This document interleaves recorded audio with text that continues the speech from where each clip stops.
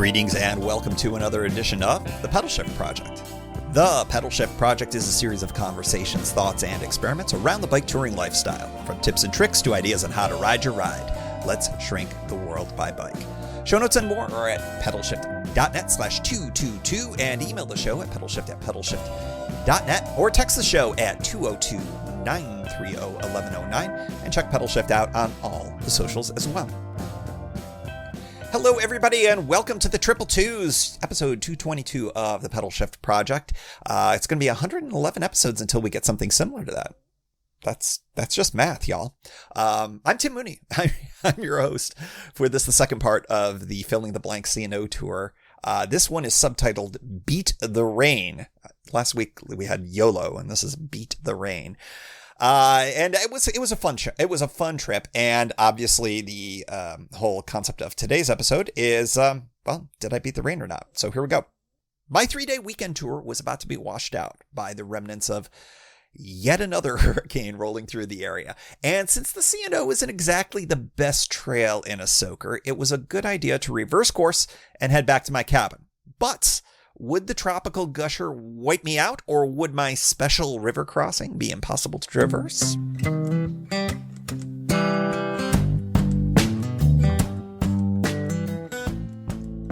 Good morning.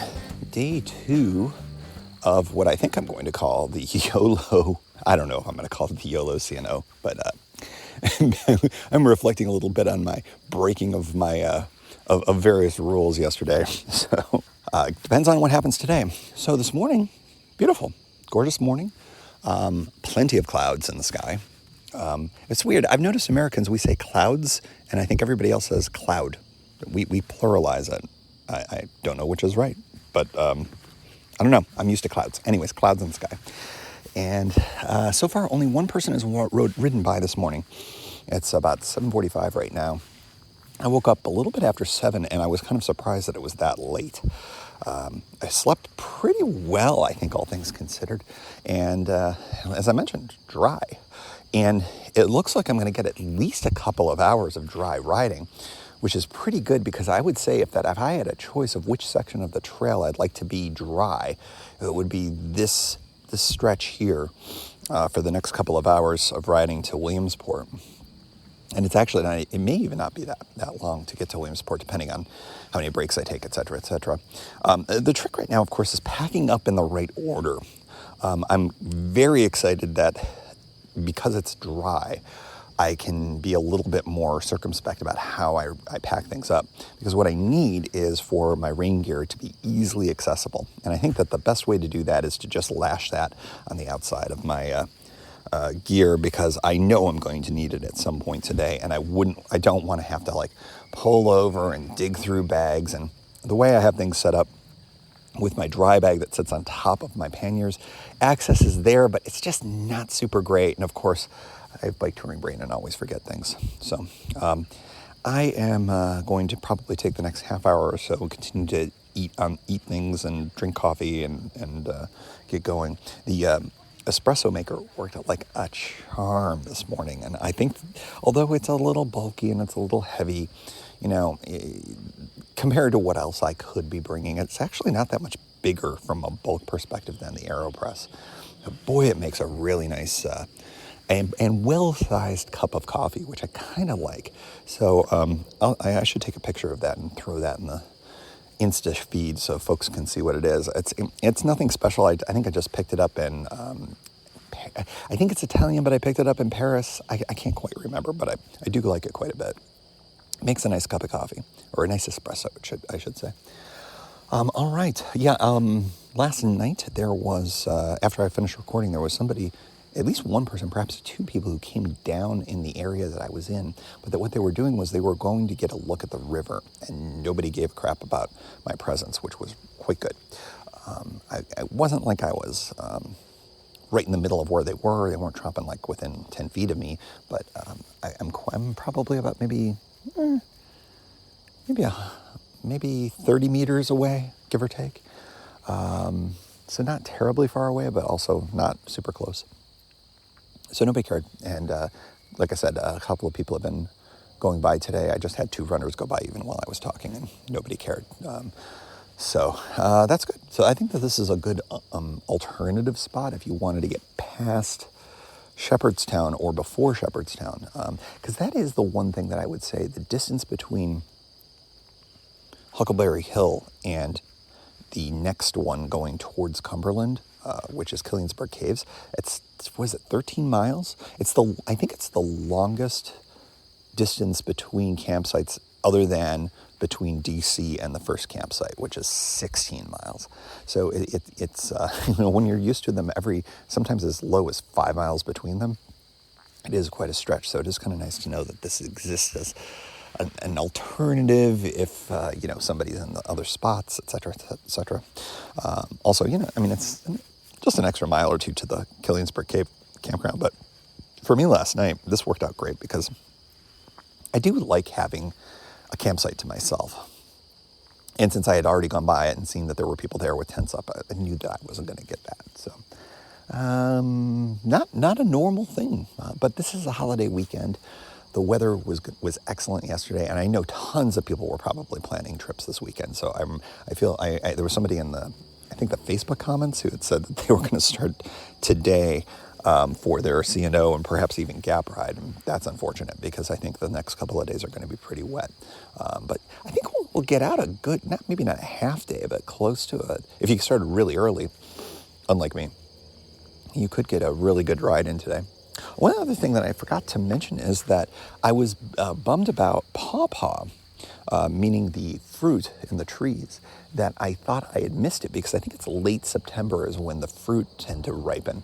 And then I think just like last year, as I was thinking about pawpaw, I roll up to a tree that had fruit in it, and they looked ripe. They hadn't dropped yet. And I think I'd been told by folks who know more about these things than I do that the pawpaw fruit is best when it is so ripe it falls from the tree, but you don't want to have rotting fruit. So I did pick the 2, and I think that they're going to finish ripening a little bit before I cut into them. And so I'm going to bring those home with me, which is kind of exciting. Nice little sign of fall as well. So I think that's a pretty good catch up of stuff I forgot about for day 1 and preview here for day 2. Who knows how this is going to go? It may be that the rain that we get early is pretty light. I think the biggest challenge is, just the ride, getting up to the bridge. I think I'm going to take that bridge again, and hopefully the timing is right, like it was last time, where I can just scoot right over. It should be easier to push the bike up onto this end and then get over and then get across, and then I'll definitely come down in that back area because the one thing about that is it's going to be a muddier slog if the rain has been really bad, so that's going to be something else to consider. But otherwise, you do end up being more exposed if you follow the rail bed all the way around because there's roads. Of course, you're on the rail, so if they're working the rail, you can be observed that way, and you do not want to be observed. So more to come on that. Hopefully the rain won't be so bad that I won't be able to record good audio. So here we go. So I'm a few miles outside of Shepherdstown, and if you were the guy with the family biking, with the kitty litter panniers, I screwed up because I didn't realize, I think you were saying hello. So, hello. If that was actually you saying hello. If not, never mind. About 9:30 or so here at Dam 4. Just somewhere in the low 80s mileage marker wise. And got to get a couple of pictures here. I have to be honest, I'm not sure when this rain is coming. It's really kind of a nice day for riding, at least out here. And temperatures are probably sneaking into the 60s at this point. It's warm and muggy enough that I've got a decent sweat going on, but no sign of rain, at least for the next hour, maybe even more. So yeah, it looks like I'm going to be able to bang out the miles at least to Williamsport, perhaps even a little bit further, which is fantastic. It may make me regret not adding the 3rd day, because conceivably I could have just ridden until it started raining and then find a campground and then ride that out. But I think that tropical storms are nothing to sneeze at. I think it's back down to a tropical depression at this point, but haven't really checked because it was not going to be relevant to me till I had a roof over my head. Foliage, as I had mentioned, down here in the valley is a lot less abundant than it is up in my neck of the woods, literally. And it's just starting to maybe think about changing color in a few spots, but still well worth the ride this time of year. I mean, it's just fantastic. But in another, we'll call it a couple of weeks, it's going to be fantastic. Somewhere in the 90s, before Williamsport, weather report, because basically all my podcasts are weather reports, backwards looking weather reports, which are super useful and handy, hyper local backwards looking weather reports. We'll drive. We are cloudy in the mid 60s again. Couldn't be more perfect. I was telling Kimberly, my partner, before I started rolling yesterday, that this is the weather that I usually get in the summer sometime on the Oregon coast, and I've been desperately missing it. And you know, all I had to do was wait till October on the East Coast to get it again. I am now passing Falling Waters, a noteworthy Civil War place where the bad guys, from my perspective as somebody who is a descendant of Union Army battle drummer. He was a drummer boy, I think is the less charitable way to put it, but he was in the. They used to have to time marching with percussion instruments, and that was my great-great-grandfather's role. Anyways, he wasn't here, but Confederates were. So they crossed the rivers because they were getting chased. And I'll leave the rest of the commentary for Civil War battle reenactors, people who make. And if you are one, I apologize for this, but folks who played D&D when I was a kid were cooler than that. Maybe I'll drop that.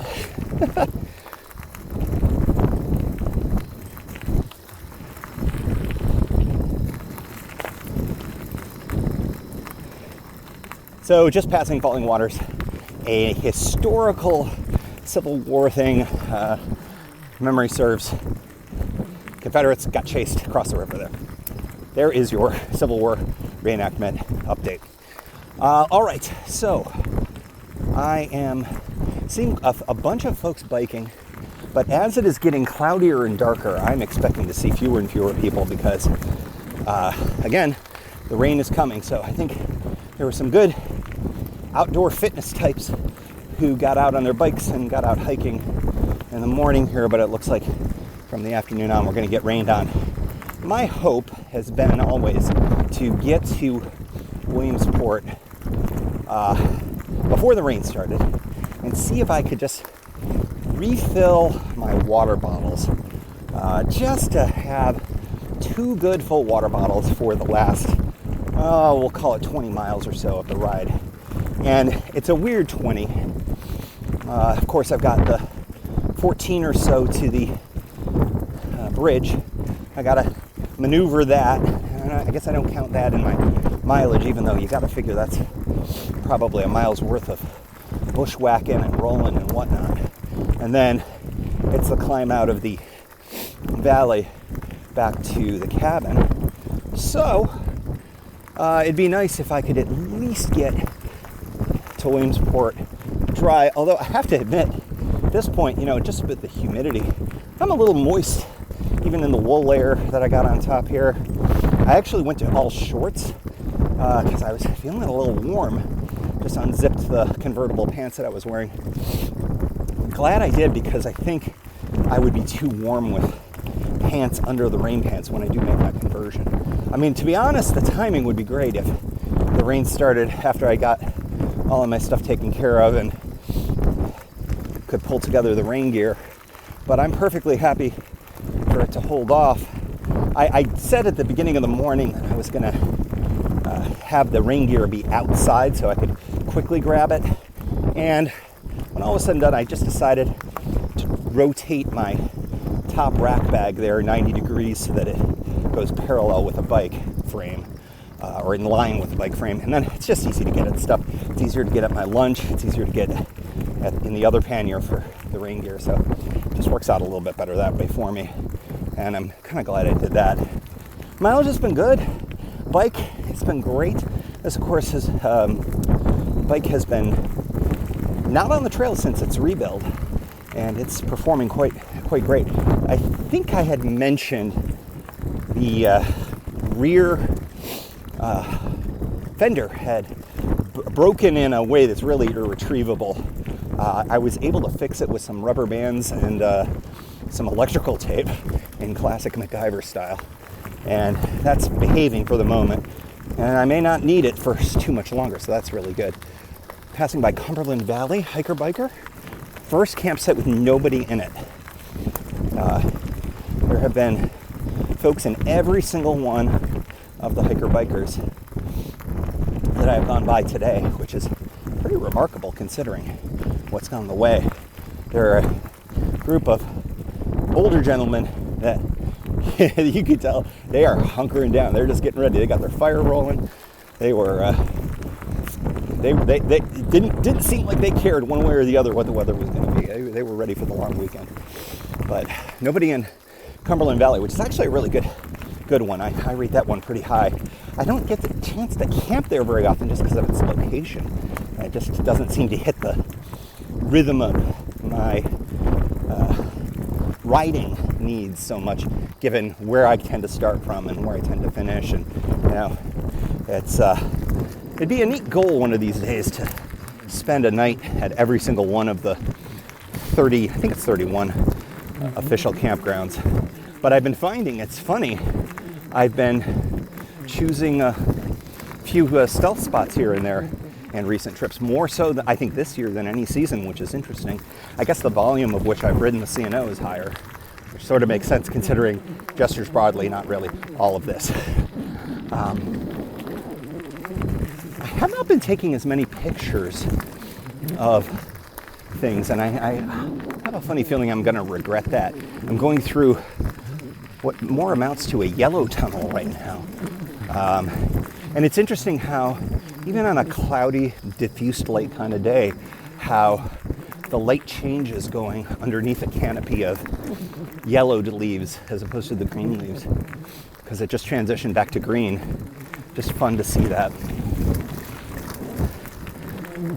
I think, as I mentioned, Williamsport will be a break. I will attempt to eat the rest of my burrito bowl.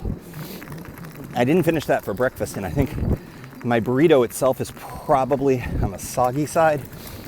And so if I don't need it, I won't eat it and just save it for home, because I think it'll have to be deconstructed at this point. But I do have that half of a burrito bowl, which was originally supposed to be my entire breakfast, but just couldn't get it all down, and that's fine.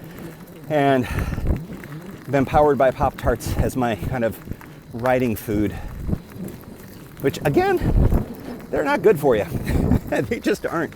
I've even got to the point where I have to say they don't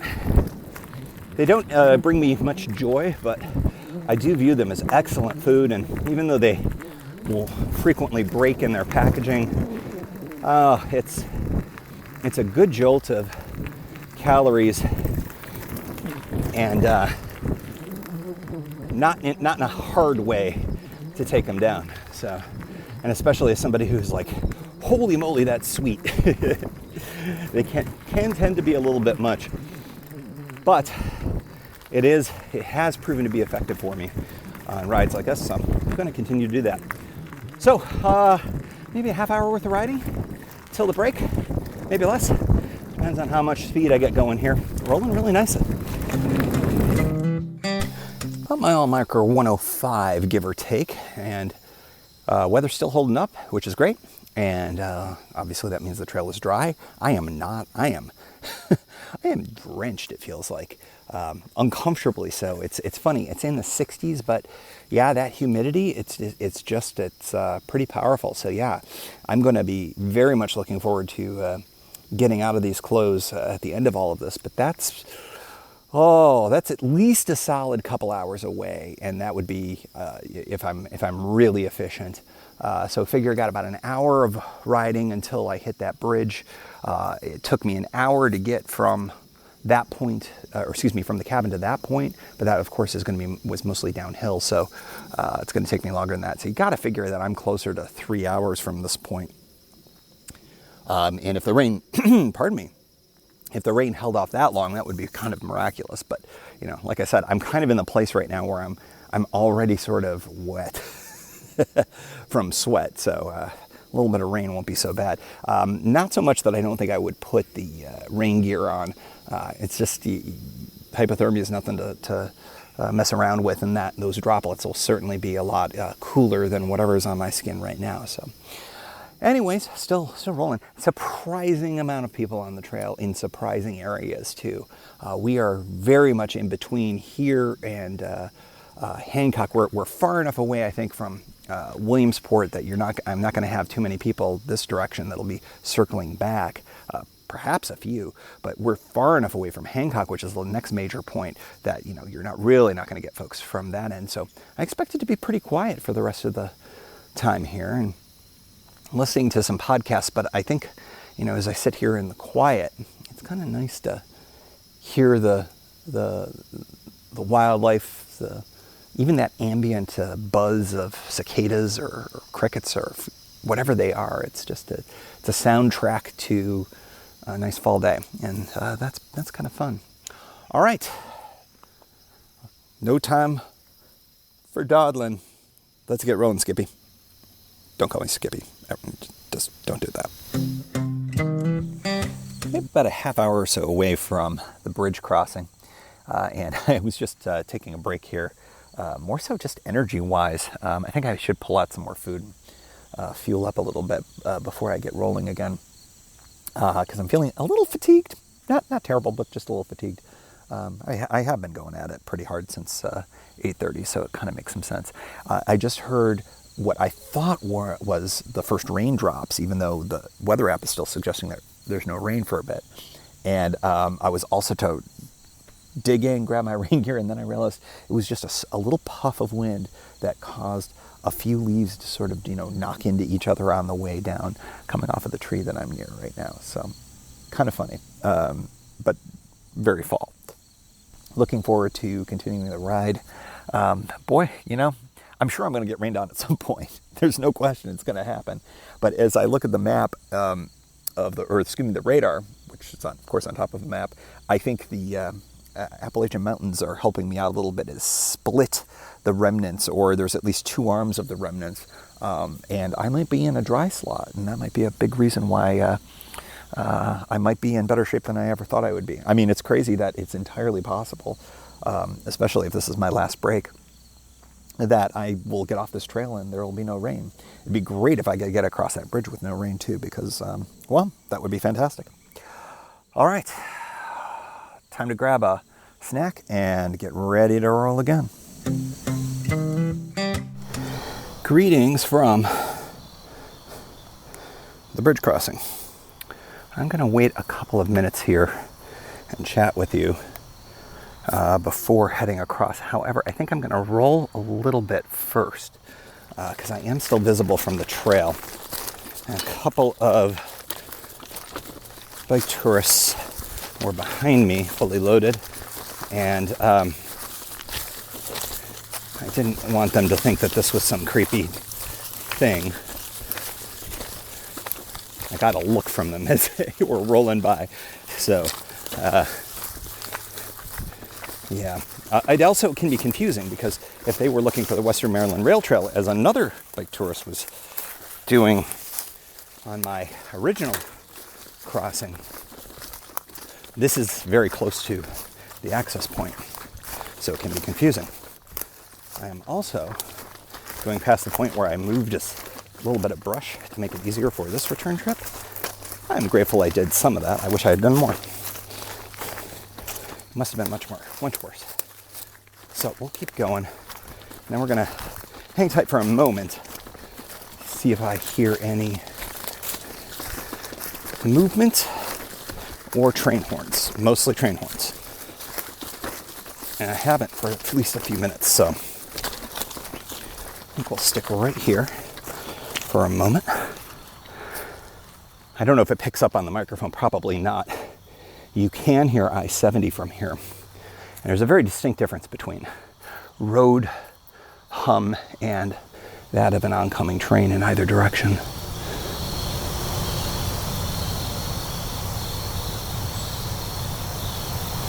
And so far, nothing. And having observed this many a time, not when I was crossing, in fact, but just sort of getting information.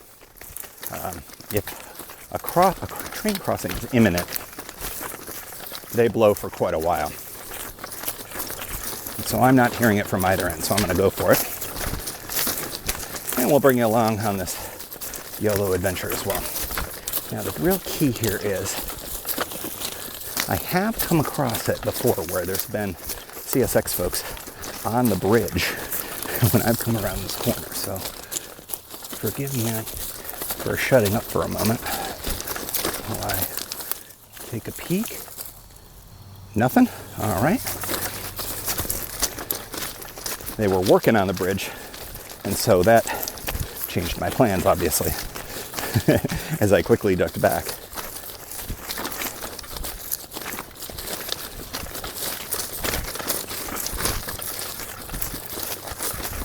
A lot of old rail spikes, a lot of like busted metal pieces and stuff like that. It seems to be, actually like for the rail ties themselves. That's fascinating. Surprised they don't take them with them, because although they're pretty heavy, I'd imagine that they've got some value to them. Maybe they aren't bothered to buy it at all.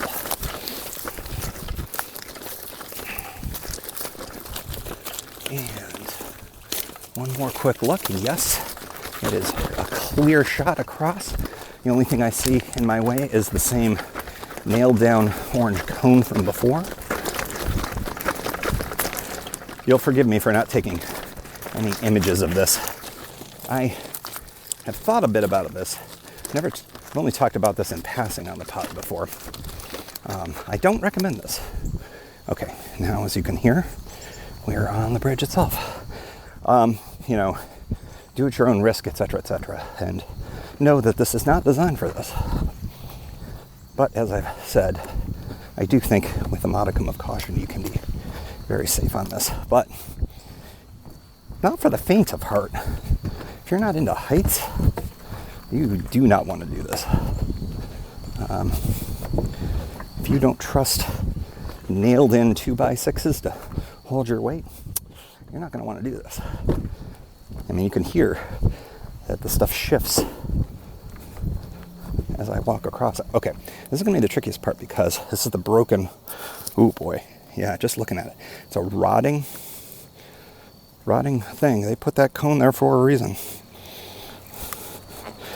And just getting the pedal around this is something, and then I got to get the panniers around it. There we go. Not too big of a deal. And now straight shot across.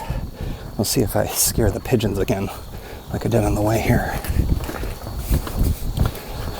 Beautiful day for a fully overcast, cloudy day.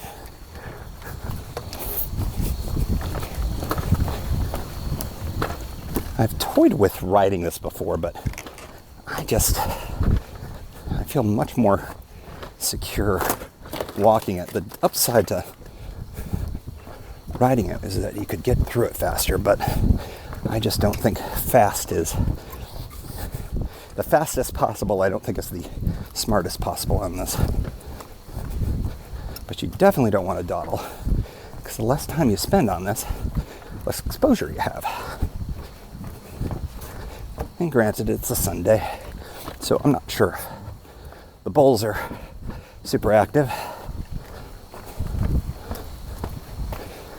Just stand here for a moment, enjoy the view. This is a killer view for all sorts of reasons. I mean, there aren't the usual impediments to your vision as you stand here.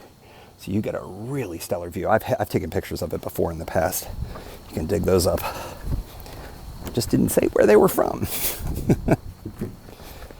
Yeah, I haven't done this in years. For good reasons, you know. I mean, this is not... If you don't need to do it, you shouldn't do it. But this has been, for this trip, a real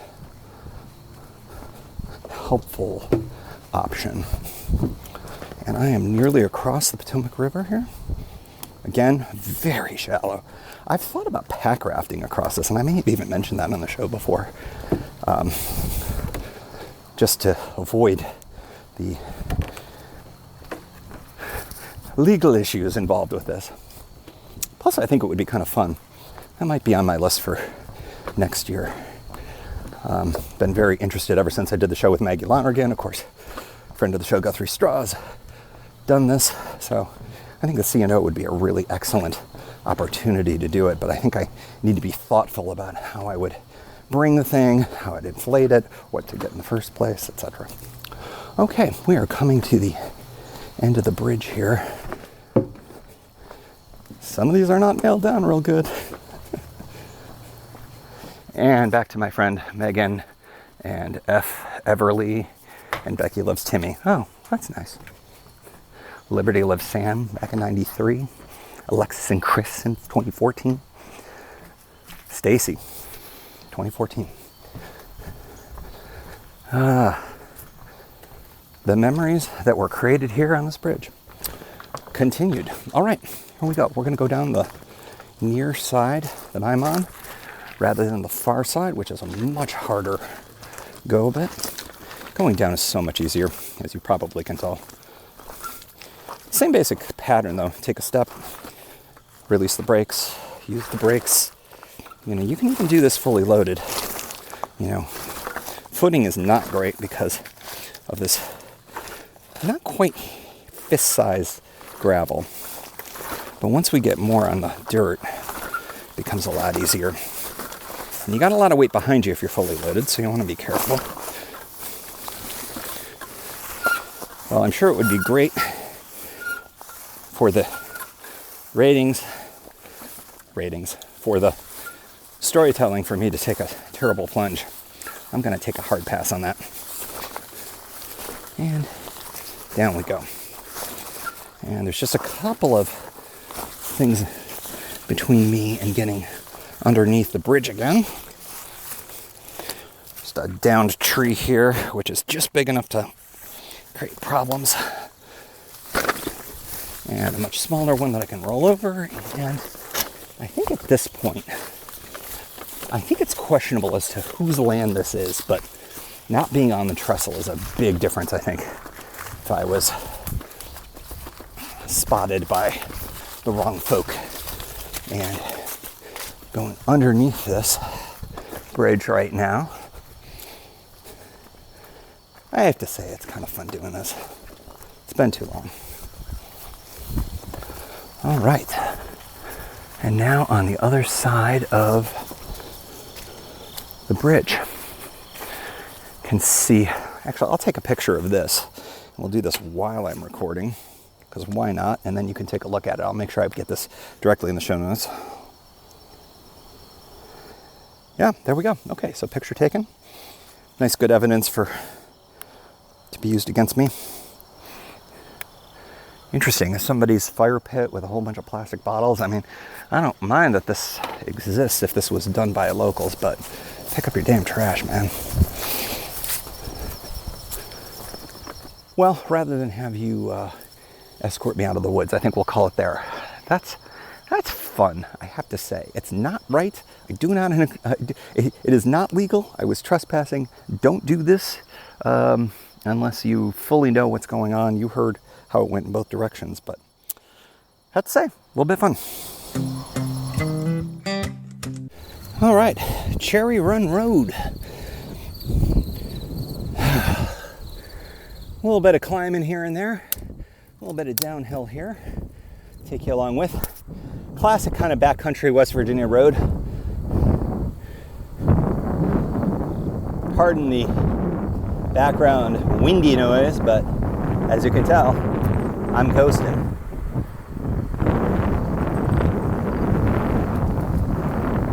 I will not be coasting for this whole trip, unfortunately. I bought a gigantic downhill on spec to get here, and now I get to pay it back with some not terrible uphills. It's not the end of the world, but on a fully loaded bike, it's noticeable. But after doing a little climb before I started recording, we're back down into another small valley and about ready for a climb, if memory serves. The nice thing I would have to say is it's not one big long climb. It's kind of it's a couple of ones, but the worst ones are actually back closer to my home, as I'm a few hundred feet above even, I think, the road level. So yeah, it's a bit of a thing. But, you know, I think when all is said and done, I have not looked at the radar yet, but I have not gotten a ping from my phone saying that it's going to be raining in the next hour. So after all that talk about riding in the rain, I may actually even end up beating this thing, which would be pretty remarkable and unexpected. The one thing I think I'm going to do is to finish this conversation, which will probably be amongst the last few times I'll be talking on this edition of the tour journal.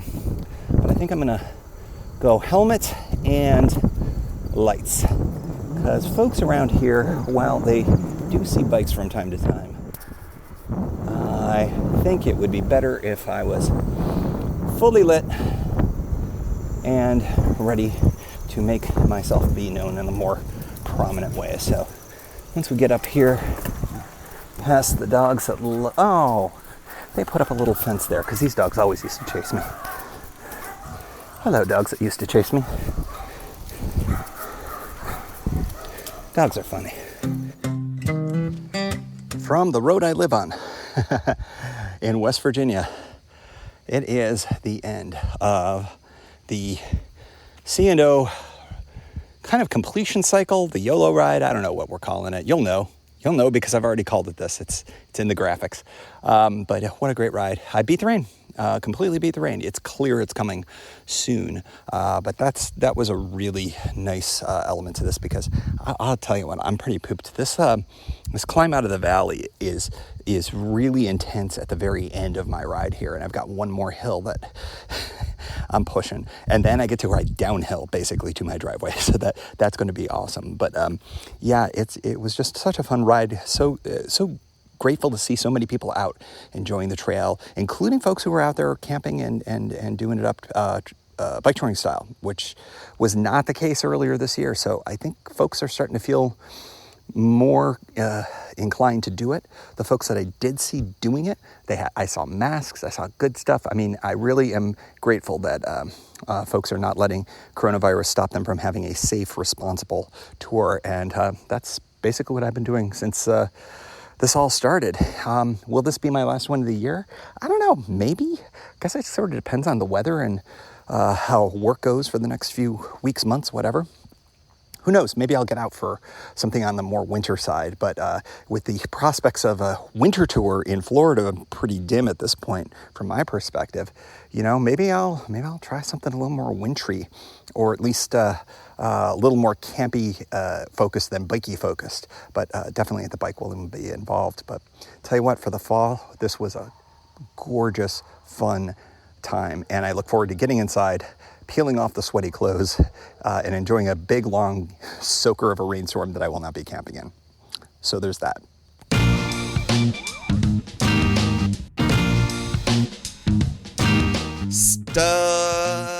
Statistics. YOLOs, just one this time. Miles biked, 50. Bridges crossed, 1. Bridges legally crossed. Look, behind you! Burritos eaten, 1. Hurricane remnants beat, 1. Flats, 0.